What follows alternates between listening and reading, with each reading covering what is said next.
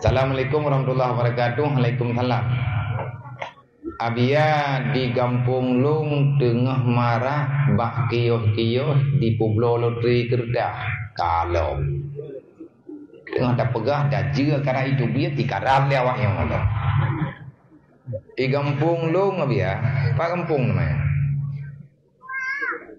Bak kioh-kioh di Pulau Loteri Kedah dengan harga Rp1.000 ngan hadiah menyeruh merempok rintu bubu tarimi tabah bungku tarimi tabah paket heboh mi dan lain sebagainya yang harga per hadiah berkisar dengan harga daerah Rp8.000 ataupun Rp10.000 kiban nabi ya judinya lotrinya judi.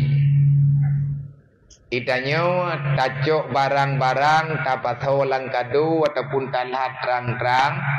Olehnya tacok gertak tatulis lumbui dengan apukan dengan lumbui yang tanya duduk tak balut-balut terus. Tacok tak puduk lang kotak masa laganya. Cok kotak lagi tanya tacok gertak tak balut-balut. Tati lang kotak. Tati ke dalam kotaknya ninan kalian menulis hinan tarimi mete rintu lain sebagainya. Tapi hana mandum kertas nah hadiah. Ipu belau tipon kertas tadi baik menyeruh merempah hadiah kekecok hadiah nyan loteri nyan geken judi. Hukum anjir dosa. Artinya orangnya macam-macam muri minta belanja hanya pikir kita pegah benar. Aduh teman pengmu.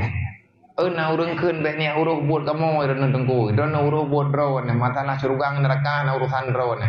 Kan surugang luk bikan neraka drone. Tetapi menjaga amar ma'ruf nahi mungkar perintah Allah. Tapi yuk diputar buat ya anak-anak berleh.